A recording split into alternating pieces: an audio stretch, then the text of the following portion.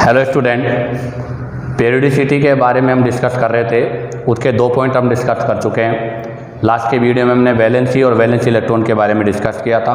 आज के इस वीडियो लेक्चर में हम डिस्कस करेंगे एटॉमिक रेडियस या एटॉमिक साइज। तो आज हम डिस्कस करने जा रहे हैं पॉइंट नंबर 3, एटॉमिक साइज या एटॉमिक रेडियस। तो देखिएगा, एटॉमिक साइज और रेडियस हम किसको बोलते हैं। तो ये आपका न्यूक्लियस है, इसके आउटर मोस्ट सेल में ये ऑर्बिट है, ये आपका इलेक्ट्रॉन है। इस इलेक्ट्रॉन को बोला जाता है वैलेंसी इलेक्ट्रॉन, या इसको हम ऐसे भी कह सकते हैं आउटर मोस्ट सेल इलेक्ट्रॉन। अब आप देखिएगा, ये न्यूक्लियस है, तो इस न्यूक्लियस और ये वैलेंसी सेल जो इलेक्ट्रॉन है, इसके बीच की जो डिस्टेंस है, ये डिस्टेंस ही क्या कहलाता है, एटॉमिक साइज या एटॉमिक रेडियस। तो डेफिनेशन क्या होगी, तो इसका सिंपल सा डेफिनेशन है, the distance from outer most shell electron to nucleus of an element is known as atomic size या रेडियस। तो देखिएगा इसका डेफिनेशन क्या होगा। तो इसका डेफिनेशन होगा the distance from centre of the nucleus to outer most shell electron is known as atomic size. तो ध्यान दें, आपका जो न्यूक्लियस है उसके सेंटर से आउटर मोस्ट सेल इलेक्ट्रॉन की बीच की जो डिस्टेंस है उसे हम एटॉमिक साइज कहते हैं। इसके अलावा इसकी एक और डेफिनेशन है, हम ऐसे भी कह सकते हैं एवरेज डिस्टेंस, अर्थात एक एवरेज डिस्टेंस कहाँ से, आउटर मोस्ट सेल से और न्यूक्लियस के बीच की जो होती है उसको भी हम एटॉमिक साइज कहते हैं। तो क्या बनेगी डेफिनेशन, तो डेफिनेशन बनेगी एवरेज डिस्टेंस बिटवीन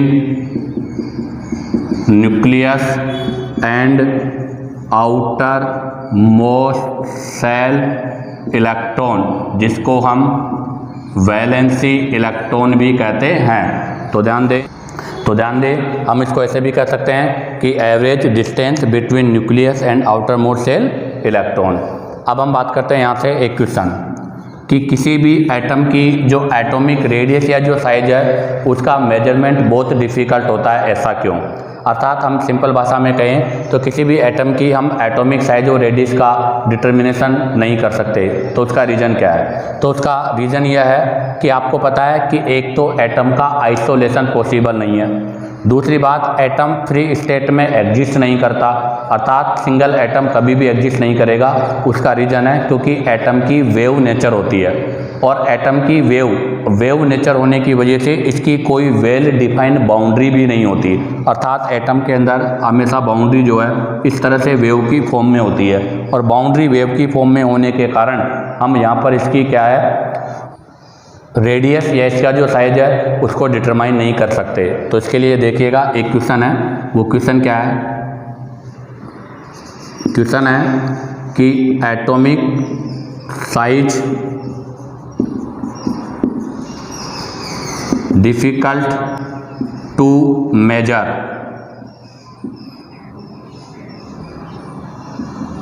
बिकॉज, अर्थात इसके एटॉमिक साइज को हम जो है बहुत डिफ़िकल्ट मेजर करते हैं, ऐसा क्यों। तो इसका आंसर है फर्स्ट तो हमने कहा था कि हम एटम का आइसोलेशन इजी वे में नहीं कर सकते। तो फर्स्ट होगा isolation of single atom is very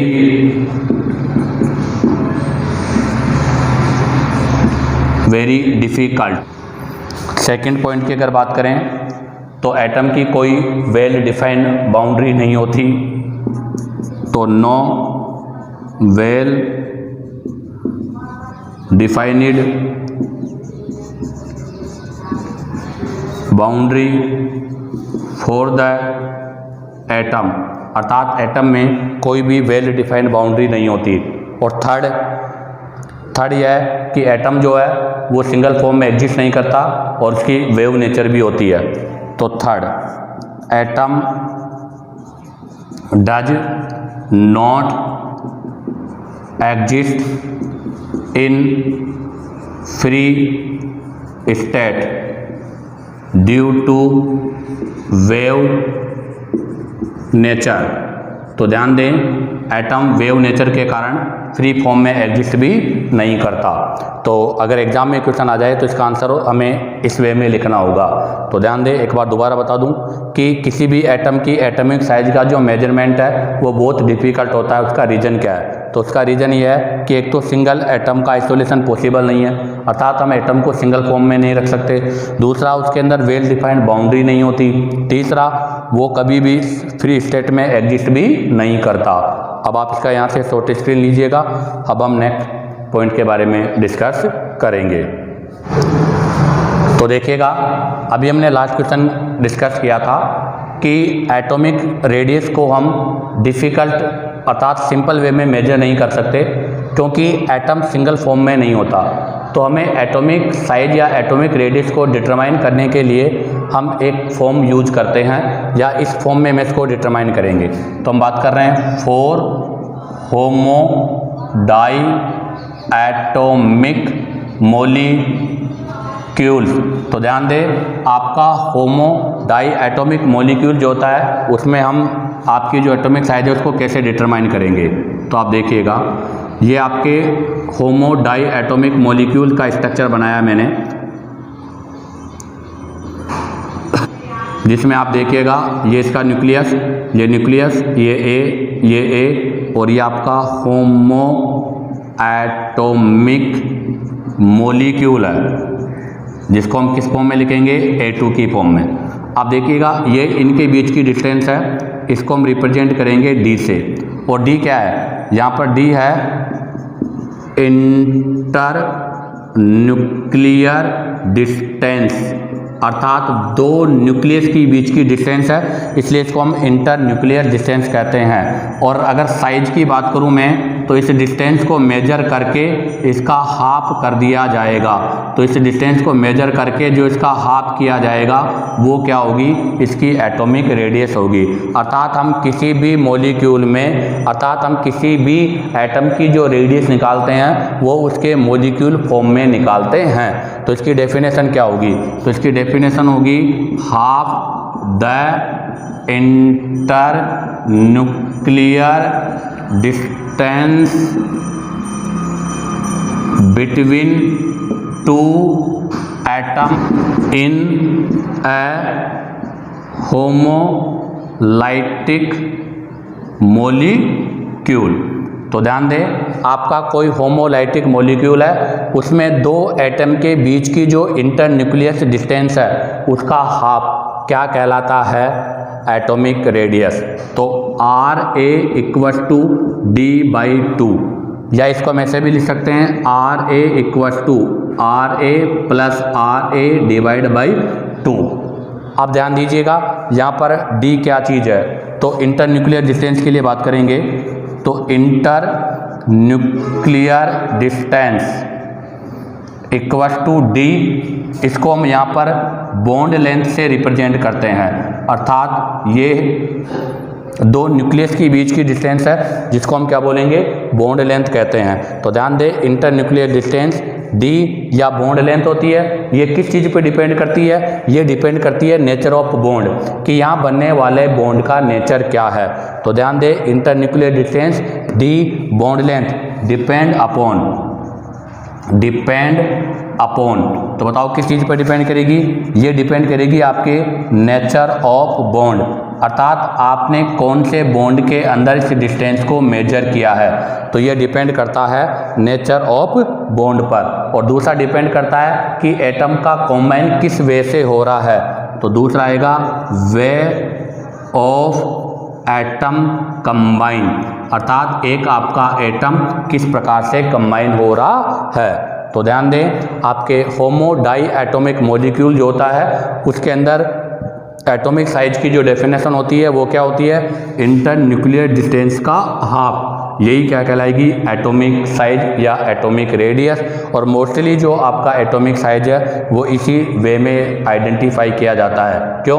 क्योंकि एटम का सिंगल फॉर्म या आइसोलेशन पॉसिबल नहीं होता। अब हम यहाँ से एटॉमिक साइज के क्लासिफिकेशन के बारे में या टाइप के बारे में डिस्कशन करेंगे। तो देखिएगा, अब हम डिस्कस करेंगे type of atomic radius.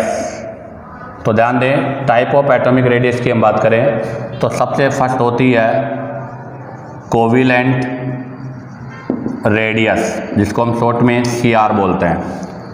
Number two आपके आती है आयनिक रेडियस।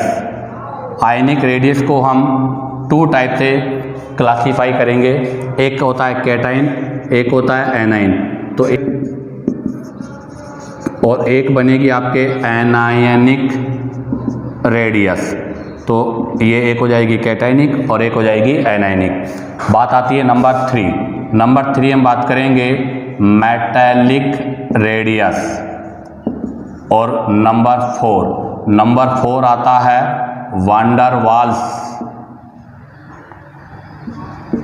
वांडरवाल्स रेडियस। तो ध्यान दें, आपके जो एटॉमिक रेडियस है वो 4 टाइप की होती है। एक होती है कोविलेंट रेडियस CR, एक होती है आयनिक रेडियस IR, एक होती है मेटेलिक रेडियस MR और एक होती है वांडरवाल रेडियस VWR। अब बात करें इनके बीच में बॉन्ड, जिस टाइप का ये बॉन्ड है उसी टाइप का रेडियस भी है। तो यहाँ पर कौन सा बॉन्ड होता है, तो ये पाया जाता है कोविलेंट बॉन्डेड एटम में। कोविलेंट बॉन्डेड एटम्स के बीच में कोविलेंट रेडियस पाई जाती है। मेटेलिक रेडियस आपकी जो पाई जाती है वो पाई जाती है मेटेलिक बॉन्डेड एटम्स के बीच में। और आपकी जो वांडरवाल रेडियस है वो पाई जाती है वांडरवाल बॉन्ड में। जिनके अंदर वांडरवाल्स बॉन्ड पाया जाता है उनके अंदर यह रेडियस होती है। तो ध्यान रखना, वांडरवाल बॉन्डेड एटम्स में होती है। आपके जो वांडरवाल बॉन्डेड एटम्स है उनमें जो रेडियस होती है उसको बोलते हैं van der Waal radius. Metallic bonded atoms में जो रेडियस होती है उसको बोलते हैं मेटेलिक रेडियस। और कोविलेंट बॉन्डेड एटम्स जो होती है उनमें जो रेडियस होती है उसको बोलते हैं कोविलेंट रेडियस। अब बात करते हैं इनके बॉन्ड लेंथ का ऑर्डर, अर्थात हम बात करें इनकी लेंथ। तो ध्यान दें, सबसे बड़ी जो रेडियस होती है वो होती है वांडरवाल रेडियस, अर्थात VWR। वांडरवाल रेडियस सबसे लार्जेस्ट रेडियस होती है। उसके बाद होती है मेटेलिक रेडियस और सबसे छोटी होती है कोविलेंट रेडियस। तो ध्यान रखना, कोविलेंट रेडियस स्मॉलेस्ट होती है और वांडरवाल जो रेडियस है वो सबसे लार्जेस्ट होती है। अब हमें पता है एक कंक्लूजन और होता है कि जो बॉन्ड लेंथ होता है, किसी भी बॉन्ड लेंथ जो होता है वो हमेशा बॉन्ड स्ट्रेंथ के इनडायरेक्टली प्रोपोर्शनल होता है। बॉन्ड लेंथ और बॉन्ड स्ट्रेंथ से मतलब क्या है, हम इसको एक एक्सप्लेन करते हैं कि आपको पता है कि कोई लकड़ी जितनी बड़ी होगी उसे हम उतनी ईजी वे में तोड़ सकते हैं, और अगर लकड़ी छोटी होगी तो उसे हमें तोड़ने में क्या होगी, ज़्यादा दिक्कत होगी। तो यही चीज़ यहाँ पर है कि अगर बॉन्ड बड़ा होगा तो वो ईजिली ब्रेक होगा, अगर बॉन्ड छोटा होगा तो डिफ़िकल्ट ब्रेक होगा। तो अगर हम बात करें बॉन्ड स्ट्रेंथ की, तो बताओ इसमें बॉन्ड स्ट्रेंथ का ऑर्डर क्या होगा। तो बॉन्ड लेंथ हमेशा बॉन्ड स्ट्रेंथ के क्या होता है, इनडायरेक्टली प्रोपोर्शनल होता है। तो वांडरवाल की बॉन्ड लेंथ सबसे बड़ी होती है, तो वांडरवाल का बॉन्ड स्ट्रेंथ सबसे लेस होता है, उसके बाद मेटेलिक का, और सबसे ज़्यादा कोविलेंट रेडियस का होता है। अब हम यहाँ से डिस्कस करेंगे फर्स्ट कोविलेंट रेडियस के बारे में। तो देखिएगा, हम सबसे फर्स्ट स्टडी करने जा रहे हैं कोविलेंट रेडियस अर्थात CR। क्या होगा इसका, तो इसके लिए पहले मैं इसको डायग्राम से एक्सप्लेन करता हूँ। ये मैंने एक डाई होमो एटॉमिक मॉलिक्यूल्स बनाया है, ये इसका न्यूक्लियस है और ये इनकी बीच की डिस्टेंस है, इसको हम बोलेंगे D। और इस डिस्टेंस का जस्ट हाफ जो हम करेंगे ये पार्ट, ये कहलाएगी आपकी कोवेलेंट रेडियस। इसको बोला जाएगा होमो एटॉमिक मोलिक्यूल, जिसको हम A2 से रिप्रेजेंट करते हैं। अब आप देखिएगा इसकी मैं डेफिनेशन लिखूंगा तो इसकी डेफिनेशन क्या होगी, 1/2। तो क्या होगा definition, 1/2 of inter nuclear distance. और इंटर न्यूक्लियर डिस्टेंस से मतलब क्या है, D of 1/2 of inter nuclear distance between nuclei, अर्थात ये जो ये न्यूक्लियस है इनके बीच की जो इंटर न्यूक्लियर डिस्टेंस है उसका 1/2।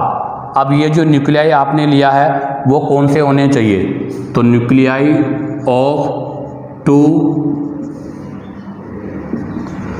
कोविलेंटली बॉन्डेड एटम्स, अर्थात जो एटम आप ले रहे हो वो हमेशा कोविलेंटली बॉन्ड से बॉन्डेड होना चाहिए, किसके अंदर, इन mono di atomic molecule by single bonded covalent bond, जिसको शॉर्ट में SBCR से रिप्रेजेंट करते हैं। तो ध्यान दें क्या डेफिनेशन होगी सिंपल वे में, कि आपके पास कोई भी होमो डाई एटॉमिक मोलिक्यूल है, कोई भी होमो डाई एटॉमिक मोलिक्यूल है जिसके अंदर सिंगल बॉन्डेड कोविलेंट बॉन्ड है, सिंगल बॉन्डेड कोविलेंट बॉन्ड है, उसके अंदर जो इंटर न्यूक्लियर डिस्टेंस है उसका हाफ। दोबारा एक्सप्लेन कर देता हूँ, आपने कोई भी होमो डाई एटॉमिक मोलिक्यूल लिया है, अर्थात हमारे पास होमो डाई एटॉमिक मोलिक्यूल, और उस होमो डाई एटॉमिक मोलिक्यूल में भी जो कोविलेंट बॉन्ड है वो कौन सा होना चाहिए, सिंगल, क्योंकि कोविलेंट बॉन्ड सिंगल भी होता है, डबल भी होता है और ट्रिपल भी होता है। अर्थात ऐसे भी हो सकता है AA, ऐसे भी हो सकता है A डबल बॉन्ड A, और ऐसे भी हो सकता है, बट हम जो रेडियस आइडेंटिफाई करेंगे वो इसमें करेंगे, इनमें नहीं करेंगे। तो आपका मोनो डाई एटॉमिक मोलिक्यूल जिसके अंदर सिंगल बॉन्डेड कोविलेंट बॉन्ड है, उनकी जो इंटर न्यूक्लियर डिस्टेंस है उसका हाफ क्या कहलाता है, कोविलेंट बॉन्ड कहलाता है। अब अगर इसको हम एक्सप्लेन वे में लिखेंगे तो क्या लिखेंगे, DAA equal to RA plus RA, अर्थात internuclear distance RA plus RA की इक्वल टू होगी, बट कब, जब डेल EN का डिफरेंस स्मॉलर हो। तो अगर मैं यहाँ से RA रेडियस निकालूंगा तो क्या लिखूंगा, DAA/2, अर्थात इंटर न्यूक्लियर डिस्टेंस का हाफ कहलाएगा कोविलेंट रेडियस। अब आप इसका यहाँ से शॉर्ट स्क्रीन लीजिएगा। अब हम नेक्स्ट मेटेलिक रेडियस के बारे में डिस्कस करेंगे। अब हम डिस्कस करेंगे नंबर 2। नंबर 2 है मेटेलिक रेडियस MR। तो ध्यान दें मेटेलिक रेडियस की डेफिनेशन क्या होगी। तो पहले हम बात करेंगे मेटल क्या होता है। तो ध्यान दें मेटल्स जो होता है उसकी स्ट्रक्चर में मेटल का क्रिस्टल होता है। तो इस तरह से ये मेटल्स के एटम जो होते हैं वो एक दूसरे से क्लोजली अरेंज होते हैं। तो ये मेटल्स के एटम हैं जो इस प्रकार से अरेंज होंगे और अरेंज होकर मेटल क्रिस्टल का फॉर्मेशन करते हैं। तो इसको बोला जाता है मेटल का क्रिस्टल, जो कि क्लोज पैकिंग फॉर्म में होते हैं। अब देखिएगा यहाँ पर क्या होगी डेफिनेशन, ये इसका न्यूक्लियस है, ये इसका न्यूक्लियस है, ये इनकी बीच की, इसको बोला जाता है इंटर न्यूक्लियर डिस्टेंस। और इस इंटर न्यूक्लियर डिस्टेंस का जो हाफ होगा, ये इस इंटर न्यूक्लियर डिस्टेंस का हाफ है, और ये जो हाफ आ रहा है इसको बोला जाएगा MR, अर्थात मेटेलिक रेडियस। तो डेफिनेशन तो वापस वही हो गई क्या, कि इंटर न्यूक्लियर डिस्टेंस का half, 1/2 of the inter nuclear distance between 2 closest atom in metallic crystal. अर्थात आपका जो मेटल क्रिस्टल है इसमें जो दो मेटल एक दूसरे के पास पास है उनकी इंटर न्यूक्लियर डिस्टेंस का हाफ क्या कहलाएगा, मेटेलिक रेडियस। तो डेफिनेशन देखिएगा, 1/2 of inter nuclear distance between two closest atoms in metallic crystal. तो ध्यान दें, आपका जो ये मेटेलिक क्रिस्टल है, इस मेटेलिक क्रिस्टल में टू क्लोजेस्ट मेटल, हम यहाँ बेटर लिखेंगे मेटल। तो जो आपकी दो क्लोजेस्ट मेटल है, ये दो क्लोजेस्ट मेटल है, इनकी इंटर न्यूक्लियर डिस्टेंस का जो हाफ है वही क्या कहलाएगा, मेटेलिक रेडियस कहलाता है। तो अब आप देखिएगा, अब हम यहाँ से मेटेलिक रेडियस और कोवेलेंट रेडियस में अगर बात करें तो साइज अर्थात बॉन्ड लेंथ की अगर बात करें हम, तो हमें पता है कि मेटेलिक रेडियस का साइज कोवेलेंट रेडियस से लार्जर होगा। ऐसा क्यों? क्योंकि मेटेलिक रेडियस में आपके जो दोनों मेटल होते हैं वो सरफेसली टच होते हैं, जबकि कोवेलेंट रेडियस में आपके जो दो एटम होते हैं वो एक दूसरे में इंटर कन्वर्टिंग होते हैं। तो यहाँ पर तो क्या होता है, एक दूसरे में इंटर कन्वर्टिंग होने की वजह से जो इंटर न्यूक्लियर डिस्टेंस है अर्थात जो डी है वो डिक्रीज हो जाता है, जबकि यहाँ पर ये सरफेसली टच होने की वजह से यहाँ पर इनकी जो इंटर न्यूक्लियर डिस्टेंस है वो डिक्रीज नहीं होता। इस वजह से कोवेलेंट रेडियस हमेशा इस वजह से आपकी जो मेटेलिक रेडियस है वो हमेशा कोवेलेंट रेडियस से क्या होती है, लार्जर होती है। अगर हम बात करें अब बॉन्ड स्ट्रेंथ की बताइएगा, कोवेलेंट बॉन्ड और मेटेलिक बॉन्ड में से कौन से बॉन्ड की बॉन्ड स्ट्रेंथ ज़्यादा होती है। बॉन्ड स्ट्रेंथ से मतलब है बेटा फोर्स ऑफ अट्रैक्शन, अर्थात कौन से बॉन्ड में अट्रैक्ट करने की टेंडेंसी अच्छी होती है। तो अब आप देखो, यहाँ पर डिस्टेंस कम है, यहाँ पर डिस्टेंस ज़्यादा है। अगर यहाँ पर डिस्टेंस कम होगी तो अट्रैक्शन फोर्स ज़्यादा लगेगा, यहाँ पर डिस्टेंस ज़्यादा है तो अट्रैक्शन फोर्स क्या होगा, कम लगेगा। तो ध्यान दें, बॉन्ड स्ट्रेंथ जो है वो डिस्टेंस के इनडायरेक्टली प्रोपोर्शनल है। तो बॉन्ड स्ट्रेंथ या जो फोर्स ऑफ अट्रैक्शन है वो mr की बजाय cr का क्या होता है, ज़्यादा होता है। अर्थात कोवेलेंट रेडियस जो पार्ट है इसमें डिस्टेंस कम होने की वजह से अट्रैक्शन फोर्स मोर होगा, जबकि मेटेलिक रेडियस में डिस्टेंस मोर होने की वजह से अट्रैक्शन फोर्स क्या होगा, लेस होगा। अब हम यहाँ से डिस्कस करेंगे सी वान डेर वाल रेडियस। तो देखिएगा नंबर सी में अब हम डिस्कस करेंगे वान डेर वाल्स रेडियस अर्थात VWR। क्या होती है वान डेर वाल रेडियस? तो वैसे जनरली वान डेर वाल रेडियस हमेशा आपके गैसेज मॉलिक्यूल में होती है। तो ध्यान दें, it occur generally in gases. तो ध्यान दें, वान डेर वाल जो आपकी होती है वो जनरली गैसों में होती है। आपकी जितने भी नोबल गैसेज हैं, आपके जितने भी नोबल गैस या जो इनर्ट गैस होती है उनके बीच में हमेशा वान डेर वाल रेडियस होती है। अब देखिएगा वान डेर वाल रेडियस को हम कैसे डिसाइड करते हैं। तो हमने कोई भी एक कोवेलेंट एटम लिया है A2, एक कोवेलेंट एटम सेम दोबारा फिर लेंगे, ये आपका कोवेलेंट है A2, अर्थात ये एक कोवेलेंट मॉलिक्यूल है, ये भी एक कोवेलेंट मॉलिक्यूल है, इनके बीच में कोवेलेंट रेडियस, इनके बीच में covalent radius.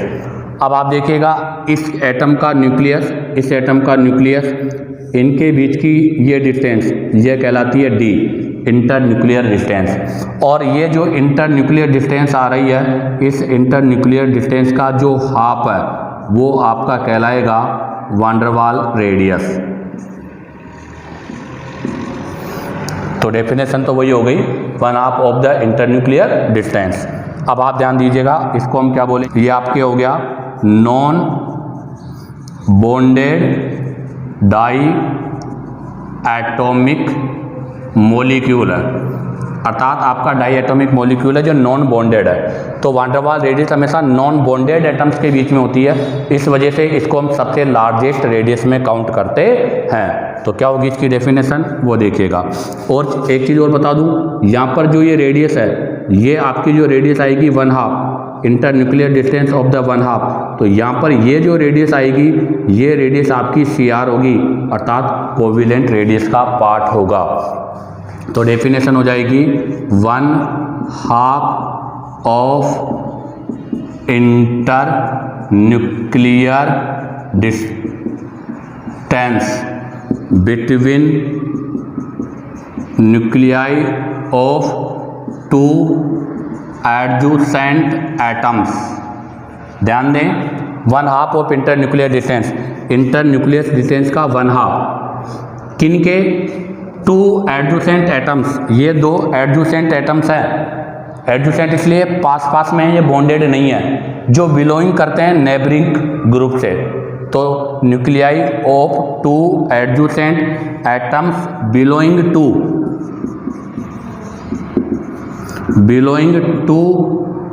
2 neighboring molecule of a compound in solid state।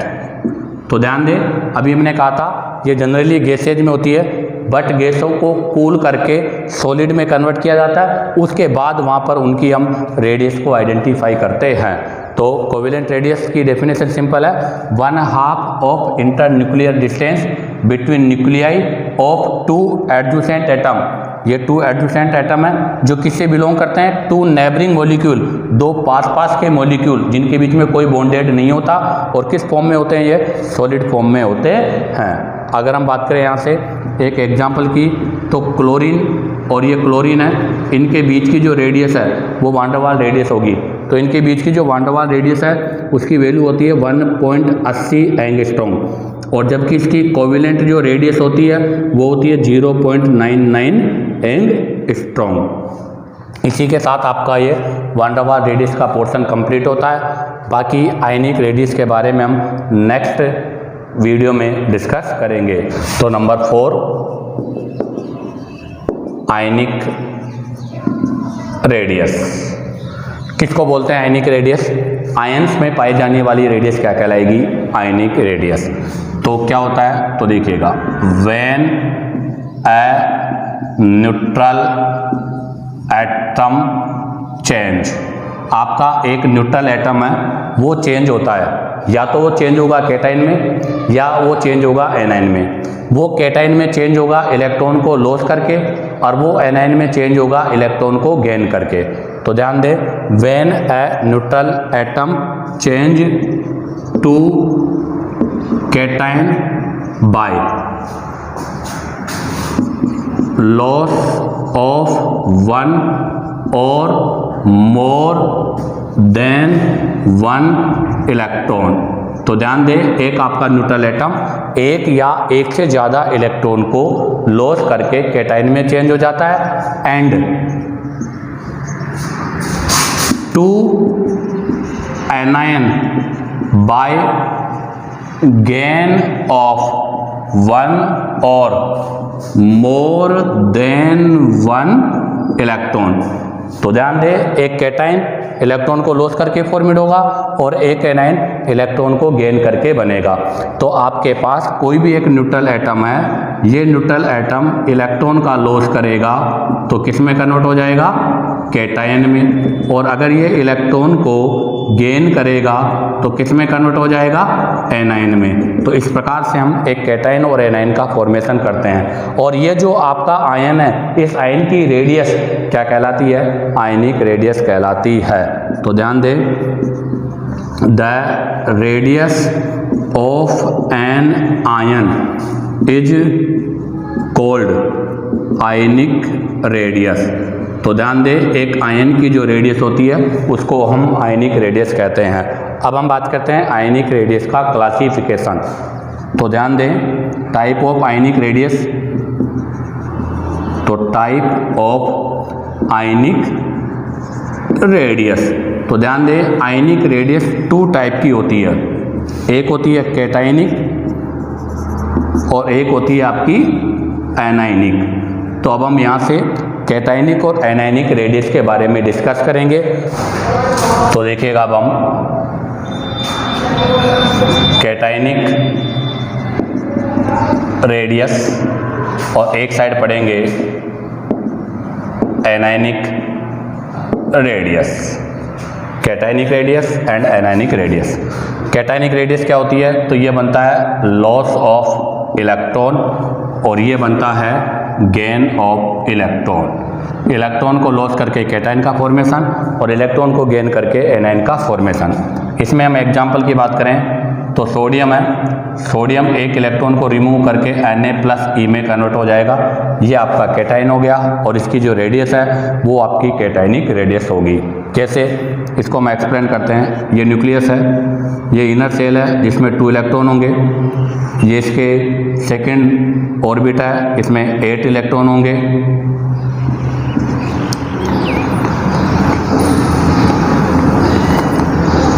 और इसके आउटर में एक और सेल होगा, ये 1 इलेक्ट्रॉन है, इसको बोलते हैं वैलेंसी सेल। यहाँ से क्या होगा, ये एक इलेक्ट्रॉन को रिमूव करेगा, सोडियम है, जैसे ये एक इलेक्ट्रॉन को रिमूव करेगा, अब हमारे पास जो कॉन्फ़िगरेशन ऑब्टेन होगा इसमें 2 इलेक्ट्रॉन होंगे,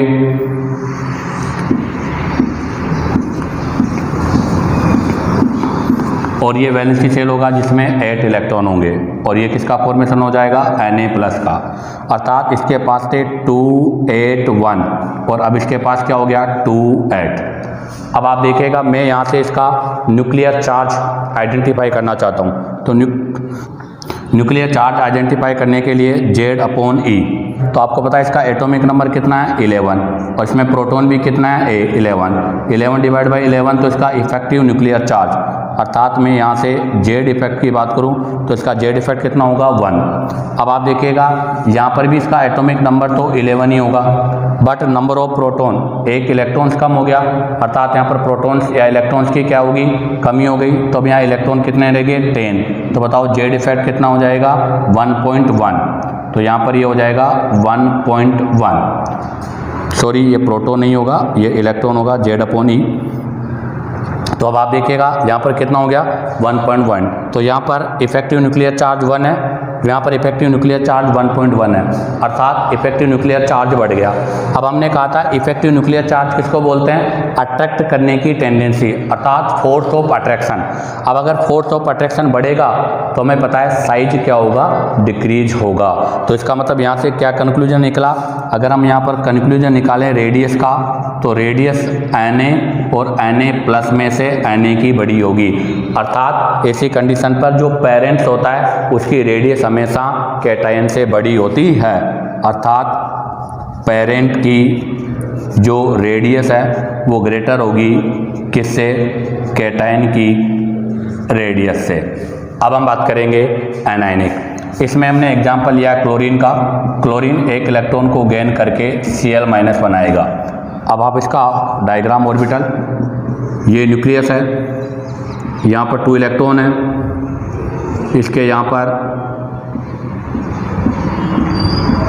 8 इलेक्ट्रॉन है और इसके आउटर मोस्ट में 7 इलेक्ट्रॉन है। क्लोरीन 2 8 7, ये यहाँ से क्या करेगा? एक इलेक्ट्रॉन को गेन करेगा, और एक इलेक्ट्रॉन को गेन करने के बाद जो बनेगा वो बनेगा इस फॉर्म में।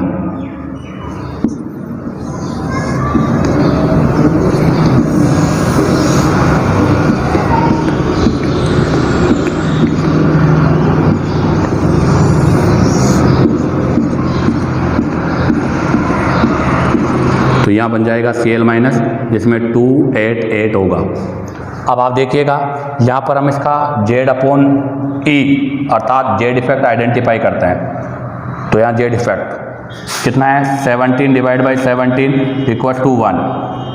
और अगर इसमें करें तो इसका एटॉमिक नंबर तो 7 होगा, बट यहाँ इलेक्ट्रॉन कितने हो गए 18। तो अगर हम 17 में 18 का डिवाइड करेंगे तो ये हो जाएगा 0.94। तो अब आप देखिएगा यहाँ पर जेड इफेक्ट 1 है, वहाँ पर जेड इफेक्ट 0.94 है, अर्थात जेड इफेक्ट कम हो गया, अर्थात इफेक्टिव न्यूक्लियर चार्ज लेस हो गया।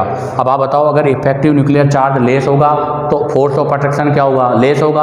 अगर फोर्स ऑफ अट्रैक्शन लेस होगा तो साइज क्या होगा, इंक्रीज हो जाएगा, अर्थात इसकी साइज बड़ा होगा, इसका साइज स्मॉलर होगा। तो यहाँ पर क्या कंक्लूजन होगा, अगर हम यहाँ रेडियस के बारे में डिस्कस करेंगे तो Cl माइनस की रेडियस Cl से क्या होगी, लार्जर होगी, अर्थात यहाँ पर पेरेंट की जो रेडियस है वो स्मॉलर होगी और एनाइन की जो रेडियस होगी वो लार्जर होगी। तो ध्यान दें किसी भी कंक्लूजन के लिए कि हमेशा एनाइन की रेडियस पेरेंट से लार्जर होती है और केटाइन की रेडियस पेरेंट से स्मॉलर होती है। अब हम यहाँ से डिस्कस करेंगे कि एक केटाइन में पेरेंट की रेडियस लार्जर होती है जबकि एनाइन में पेरेंट की रेडियस स्मॉलर होती है, उसका रीजन क्या है। तो देखिएगा उसका रीजन क्या है, आप देखिएगा यहाँ पर 1 2 3 नंबर ऑफ ऑर्बिट कितने हैं 3, बट यहाँ पर जब ये सोडियम आयन बन रहा है तो नंबर ऑफ ऑर्बिट कितने रह गए 2, अर्थात यहाँ पर एक ऑर्बिट कंप्लीट क्या हो जाता है, कंप्लीट डिस्टोर हो जाता है। अगर एक ऑर्बिट कंप्लीट डिस्टोर हो जाएगा तो फोर्स ऑफ अट्रैक्शन बढ़ जाएगा और फोर्स ऑफ अट्रैक्शन अर्थात जेड इफेक्ट बढ़ जाएगा। जेड इफेक्ट के इंक्रीज होने से डिस्टेंस क्या हो जाएगी, कम। जबकि आप यहाँ देखिएगा 1 2 3, यहाँ पर भी 1 2 3 दोनों में ऑर्बिट सेम है, बट इस ऑर्बिट में 7 इलेक्ट्रॉन है, उसमें 8 इलेक्ट्रॉन है। तो आपको पता है जब एक इलेक्ट्रॉन के पास दूसरा इलेक्ट्रॉन आएगा तो इलेक्ट्रॉन में रिपल्सन होगा और रिपल्सन होने की वजह से इसका साइज क्या होगा, इंक्रीज होगा, अर्थात यहाँ पर इफेक्टिव न्यूक्लियर चार्ज लेस होगा। स्कर्निंग इफेक्ट बढ़ रहा है, यहाँ पर कौन सा इफेक्ट बढ़ रहा है, स्कर्निंग इफेक्ट बढ़ रहा है। स्कर्निंग इफेक्ट बढ़ने की वजह से यहाँ पर साइज भी क्या हो रहा है, इंक्रीज हो रहा है। अब हम इन दोनों क्वेश्चनों को राइट डाउन करेंगे, तब तक आप इसका यहाँ से शॉर्ट स्क्रीन ले लीजिएगा। तो देखिएगा क्वेश्चन क्या है, क्वेश्चन है radius of cation is smaller than that of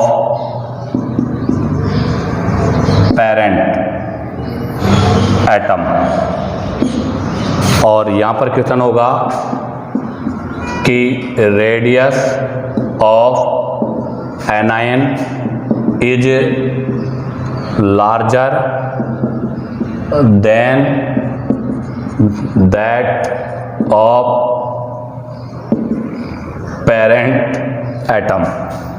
तो रीजन क्या है, तो इसका आंसर अभी हमने कहा था कि कैटायन के फॉर्मेशन में एक आपका जो आउटर मोस्ट शेल है वो कम्प्लीटली रिमूव हो जाता है और इफेक्टिव न्यूक्लियर चार्ज क्या हो जाता है, इंक्रीज हो जाता है। तो हम क्या लिखेंगे, first during the formation of cation, ध्यान दे, during the formation of cation one orbit अर्थात outermost shell completely removed, वो कंप्लीटली क्या हो जाता है, रिमूव हो जाता है। और दूसरा इफेक्टिव न्यूक्लियर चार्ज जो है अर्थात जो आपका जेड इफेक्ट है वो इंक्रीज हो जाता है, इस वजह से साइज स्मॉलर होता है। अगर यहाँ पर हम बात करें तो अगर यहाँ हम बात करेंगे तो हमें पता है कि जब आपके आउटर मोस्ट शेल में एक इलेक्ट्रॉन और बढ़ेगा तो इंटर इलेक्ट्रॉनिक रिपल्सन बढ़ जाएगा। तो हम क्या बोलेंगे, इंटर इलेक्ट्रॉनिक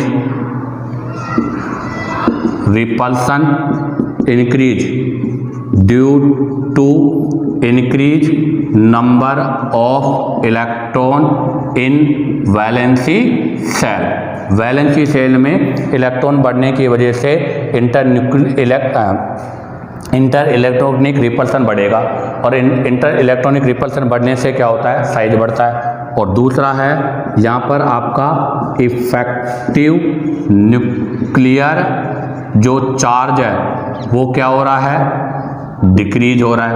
अर्थात हम ऐसे कह सकते हैं क्या, force of attraction between nucleus and force of attraction between nucleus and valency electron क्या हो रहा है, डिक्रीज हो रहा है। इस वजह से यहाँ पर साइज क्या होगा, इंक्रीज होगा। अब हम बात करते हैं आपके कैटायनिक रेडियस। तो अगर हम बात करेंगे कैटायनिक रेडियस की तो वो इनडायरेक्टली प्रोपोर्शनल होगी। तो ध्यान दें, जितना ज़्यादा चार्ज कैटायन पे होगा उसकी रेडियस उतनी स्मॉलर होगी। क्यों? क्योंकि अभी हमने कहा था कि जैसे जैसे पॉजिटिव चार्ज इंक्रीज होगा इफेक्टिव न्यूक्लियर चार्ज बढ़ेगा, और इफेक्टिव न्यूक्लियर चार्ज बढ़ने से डिस्टेंस हमेशा क्या होगी, कम होगी। तो cationic radius indirectly proportional to magnitude of positive charge. ध्यान रखें, पॉजिटिव चार्ज के मैग्नीट्यूड के इनडायरेक्टली प्रोपोर्शनल होगा। जबकि अगर हम एनायनिक रेडियस की बात करें तो anionic radius is directly proportional to magnitude of negative charge. ध्यान रखना, आपके एनायन की जो रेडियस है वो नेगेटिव चार्ज के मैग्नीट्यूड के डायरेक्टली प्रोपोर्शनल होगी। ऐसा क्यों? क्योंकि हमें पता है जैसे जैसे नेगेटिव चार्ज बढ़ेगा इफेक्टिव न्यूक्लियर चार्ज डिक्रीज होगा, और इफेक्टिव न्यूक्लियर चार्ज डिक्रीज होने से क्या होता है, साइज बढ़ता है। कहने का मतलब अगर नेगेटिव चार्ज आपका इंक्रीज होगा तो जेड इफेक्ट घटेगा, और जेड इफेक्ट घटने से रेडियस क्या होगा, इंक्रीज होगा।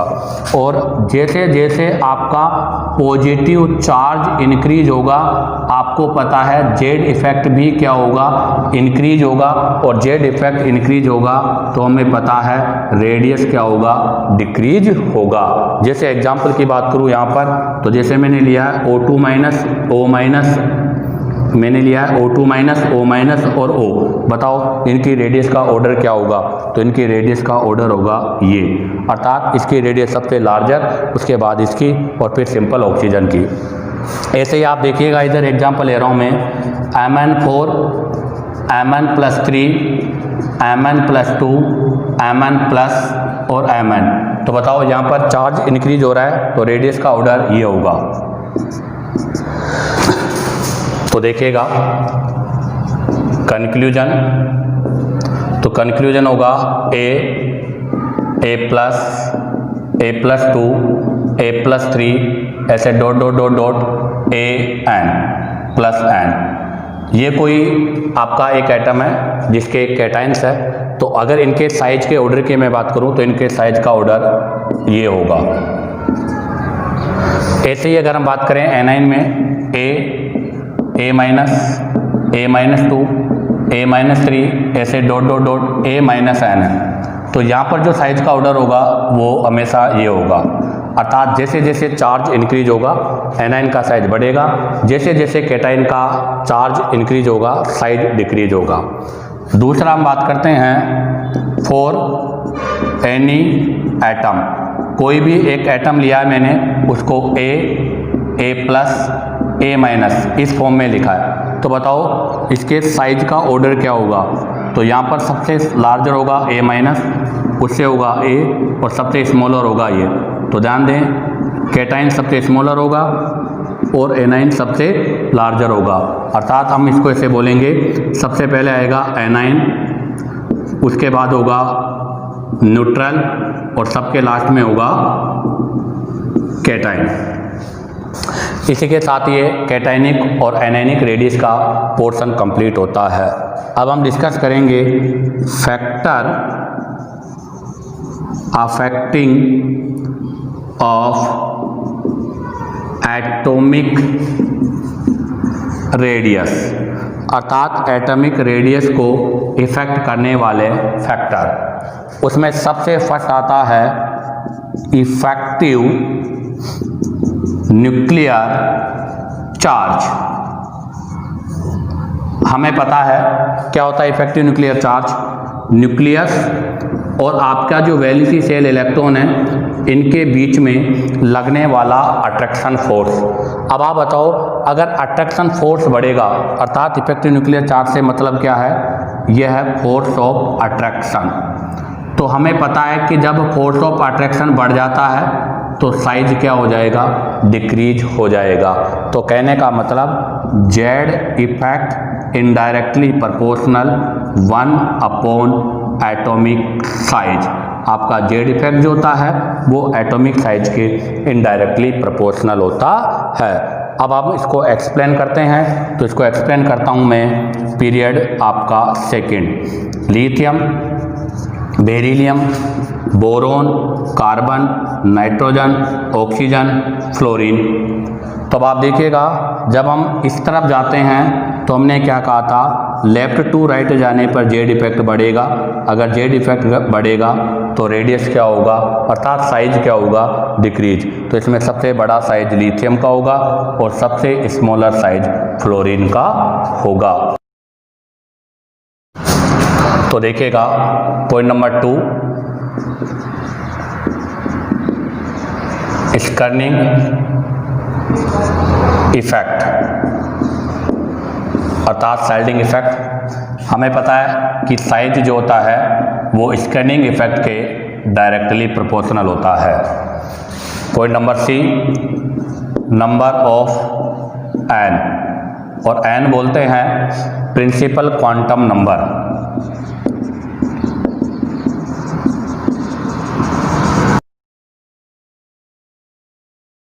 अर्थात शॉर्ट फॉर्म में बोलेंगे तो सेल।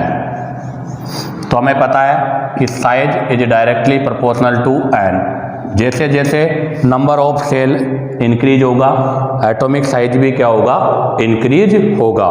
तो इसके लिए हम बात करेंगे ग्रुप। जैसे मैंने लिया है फर्स्ट ग्रुप, ली, ना, के, रब, सी। हमें पता है कि डाउन द ग्रुप जाने पर नंबर ऑफ सेल अर्थात एन की वैल्यू इंक्रीज होगी। तो अगर एन की वैल्यू इंक्रीज होगी तो साइज भी क्या होगा, इंक्रीज होगा। तो यहाँ पर साइज का ऑर्डर क्या होगा, ये होगा।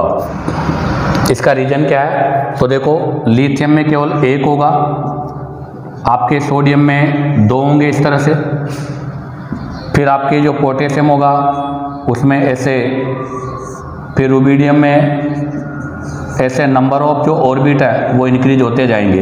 इसके रिजल्टेंट रेडियस भी क्या होगा, इंक्रीज होगा। अब हम बात करेंगे पॉइंट नंबर 4। पॉइंट नंबर 4 आपका है बॉन्ड ऑर्डर।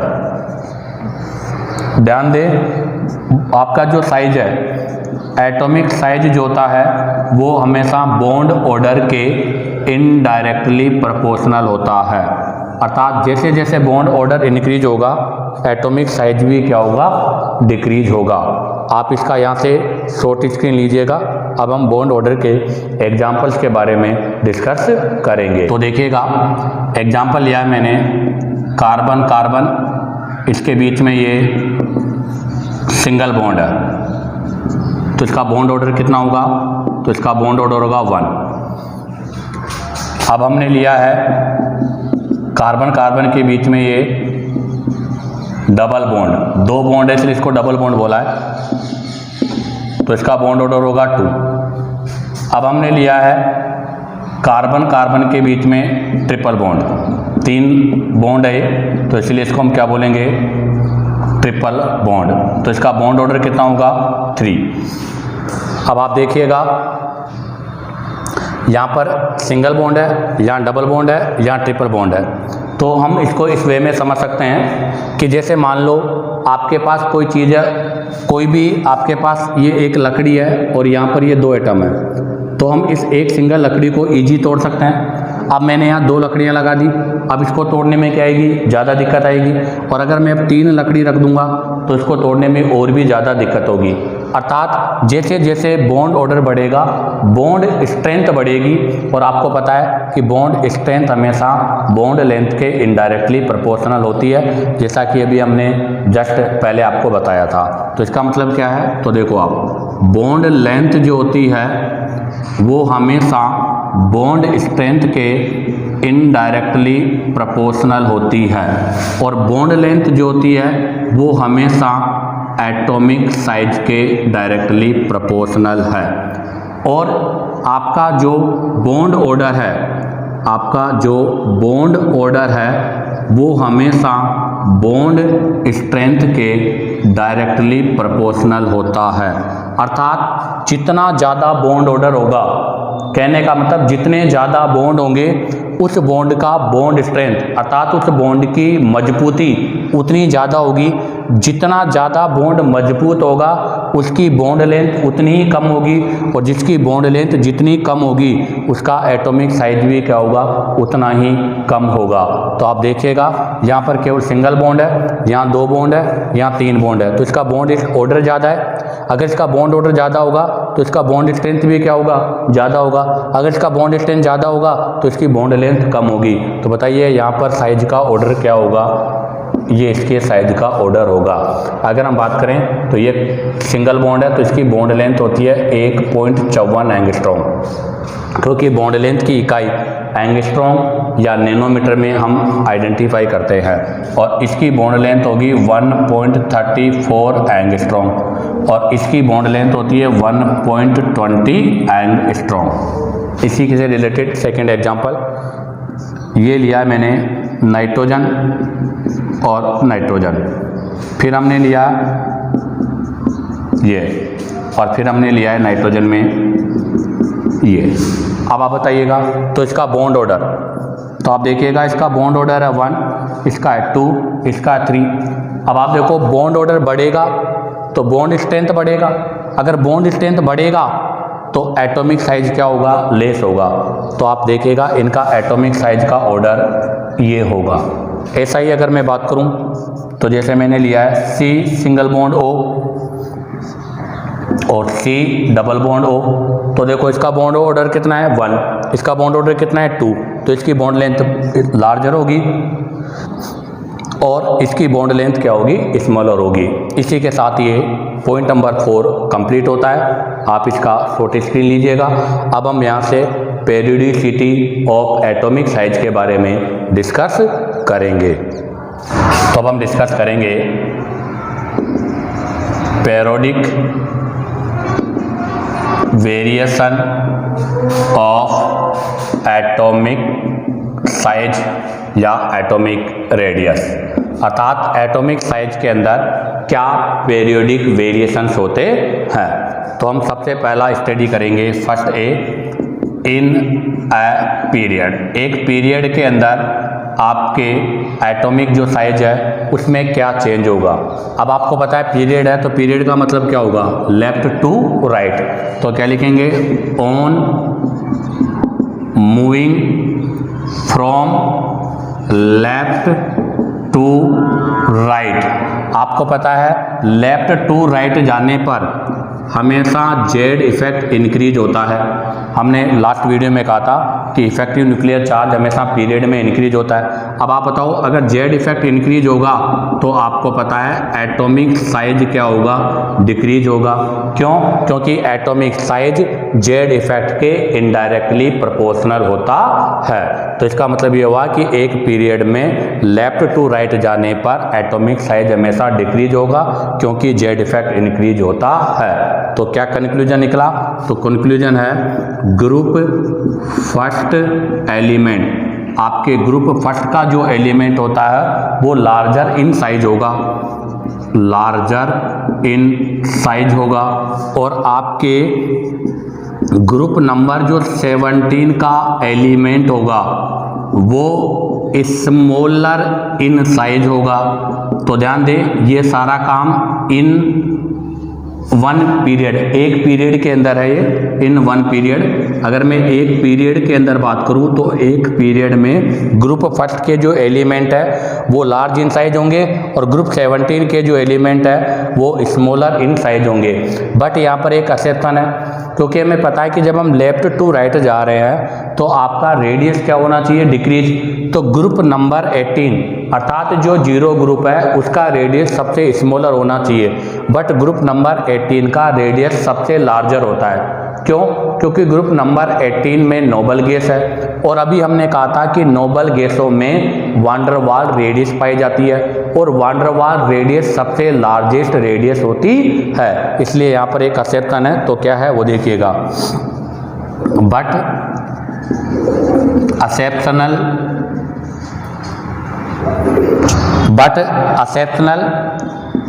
इन ईच पीरियड ग्रुप 18 एलिमेंट अर्थात नोबल गैस, ध्यान दें, but exceptional in each period, प्रत्येक पीरियड में ग्रुप 18 के जो element have larger in size, उनका साइज हमेशा सबसे बड़ा या लार्जर होता है। उसका reason due to presence of van der Waals radius, अर्थात उनके अंदर वान डेर वाल रेडियस होती है, इसलिए उनका साइज हमेशा सबसे लार्जर होगा।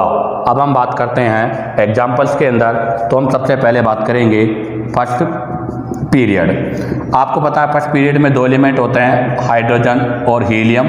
तो हीलियम का रेडियस हाइड्रोजन से क्या होगा, लार्जर होगा, क्योंकि इसमें वान डेर वाल रेडियस होगा। अब डिस्कस करेंगे सेकंड पीरियड। सेकंड पीरियड में आप क्या आएंगे, lithium, beryllium, boron, carbon, nitrogen, oxygen, fluorine, neon. हमें पता है कि लेफ्ट टू राइट जाने पर जेड इफेक्ट इंक्रीज हो रहा है तो साइज डिक्रीज होगा, तो ऑर्डर इस प्रकार से होगा। बट यहाँ पर नियोन का साइज इस ग्रुप में सबसे लार्जर होगा, उसका रीजन क्योंकि इसमें वान डेर वाल रेडियस पाया जाता है। आप इसका यहाँ से शॉर्ट स्क्रीन लीजिएगा। अब हम पीरियड नंबर 3 के बारे में डिस्कस करेंगे। तो देखिएगा, अब हम बात करेंगे थर्ड पीरियड में होगा sodium, magnesium, aluminium, silicon, phosphorus, sulphur, chlorine, argon. तो यहाँ तक तो साइज ये होगा, बट यहाँ पर साइज का ऑर्डर ये हो जाएगा क्योंकि इसमें वान डेर वाल रेडियस होती है। अब हम डिस्कस करेंगे इन अ ग्रुप। अभी हमने पीरियडिसिटी इन पीरियड्स में बात किया था, अब हम पीरियोडिक वेरिएशन इन ग्रुप में बात करेंगे। और हमें पता है कि ग्रुप में हम अप टू डाउन की बात करते हैं, तो on, moving from top to bottom. अगर हम टॉप टू बॉटम में जाते हैं तो हमें पता है रेडियस क्या होता है, इंक्रीज होता है। रेडियस इंक्रीज होगा, उसका रीजन शेल्डिंग इफेक्ट इंक्रीज होता है, और इसका जो मेन रीजन है वो नंबर ऑफ सेल क्या होगा, इंक्रीज होगा। और नंबर ऑफ सेल इंक्रीज होने से आपका रेडियस भी इंक्रीज होगा। जैसे मैं बात करूं ग्रुप फर्स्ट में ली, ना, के, रब, सी। तो आपको पता है अप टू डाउन, अर्थात अप टू डाउन जाने पर हमारे पास यहाँ स्कैनिंग इफेक्ट बढ़ रहा है। कहने का मतलब नंबर ऑफ सेल इंक्रीज होगा, और हमें पता है कि number of shell is directly proportional to radius, तो रेडियस भी इंक्रीज होगा। ऐसे ग्रुप नंबर 2 में बात करें तो बेटा, मांगे, कार, स्कूटर, बाप, तो इसमें भी ऑर्डर यही होगा। ऐसे में बात करूँ ग्रुप 17 फिल, कल, बाहर, आई, तो इसमें भी ऑर्डर क्या होगा, ये होगा। इसी के साथ ये periodic variation of atomic size का पोर्शन कंप्लीट होता है। आप यहाँ से इसका शॉर्ट स्क्रीन ले सकते हो। अब हम आइसो इलेक्ट्रॉनिक सीरीज में एटॉमिक साइज के बारे में डिस्कशन करेंगे। अब हम बात करेंगे atomic size in iso electronic series. तो सबसे पहले तो हम आइसो इलेक्ट्रॉनिक सीरीज की डेफिनेशन की बात करेंगे। तो इसके नेम से क्लियर है, आइसो इलेक्ट्रॉनिक अर्थात सेम इलेक्ट्रॉन।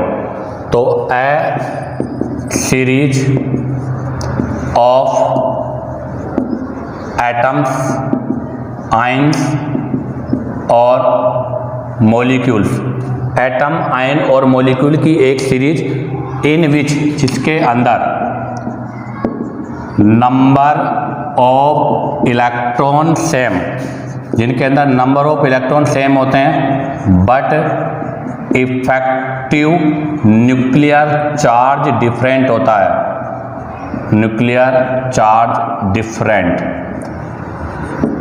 तो ध्यान दें, एक ऐसी सीरीज जिसमें एटम, आयन और मॉलिक्यूल की एक ऐसी सीरीज जिनमें नंबर ऑफ इलेक्ट्रॉन तो सेम होंगे बट उनका इफेक्टिव न्यूक्लियर चार्ज डिफरेंट होगा, उसे हम आइसो इलेक्ट्रॉनिक सीरीज बोलते हैं। जैसे example N-3 oxygen, fluorine, neon, sodium, magnesium और एल्यूमिनियम। आप देखिएगा इन सब में हम बात करेंगे नंबर ऑफ प्रोटॉन, अर्थात इनका Z 7, 8, 9, 10, 11, 12, 13। अब बात करते हैं इनमें नंबर ऑफ इलेक्ट्रॉन कितने होंगे, 7 + 3 10, 8 + 2 10, 10, 10, 10, 10, 10। अब आप देखिएगा सभी में इलेक्ट्रॉन सेम है और इलेक्ट्रॉन सेम होने की वजह से क्या बोलेंगे, इसे हम आइसो इलेक्ट्रॉनिक सीरीज। अब आप देखिएगा इनके इफेक्टिव न्यूक्लियर चार्ज की बात करता हूँ, तो इफेक्टिव न्यूक्लियर चार्ज Z/E, किसको बोलेंगे हम, Z/E। Z मतलब एटॉमिक नंबर, E मतलब इलेक्ट्रॉन। अगर 7 में 10 का डिवाइड करेंगे तो 0.7, 0.8, 0.9, 1, ये हो जाएगा 1.1, 1.2, 1.3। अब आप देखिएगा जब हम लेफ्ट टू राइट जा रहे हैं तो Z/E की वैल्यू अर्थात Z इफेक्ट इंक्रीज हो रहा है, और हमें पता है कि Z इफेक्ट इंक्रीज होने के साथ साथ रेडियस क्या होगा, डिक्रीज होगा। तो यहाँ पर अगर हम रेडियस की बात करें तो सबसे लार्जर रेडियस इसकी होगी और सबसे स्मॉलर रेडियस इसकी होगी। और हमने पहले भी डिस्कस में किया था कि एनाइन की रेडियस न्यूट्रल से लार्जर होती है और न्यूट्रल की रेडियस हमेशा कैटाइन से लार्जर होती है। एक और एग्जांपल के बारे में हम डिस्कस करते हैं यहाँ से। तो एग्जांपल नंबर 2, सल्फर, सल्फर के बाद में क्लोरीन, क्लोरीन के बाद में पोटेशियम, पोटेशियम के बाद में कैल्शियम और कैल्शियम के बाद में स्कैंडियम। तो आप देखिएगा यहाँ पर नेगेटिव चार्ज है, यहाँ पर पॉजिटिव चार्ज है, तो नेगेटिव वाले का साइज पॉजिटिव वाले से लार्जर होगा, तो यहाँ पर ऑर्डर होगा ये। इसी के साथ ये आइसो इलेक्ट्रॉनिक सीरीज में एटॉमिक साइज का पोर्शन कंप्लीट होता है और इसी के साथ ये एटॉमिक साइज का पार्ट भी कंप्लीट होगा। नेक्स्ट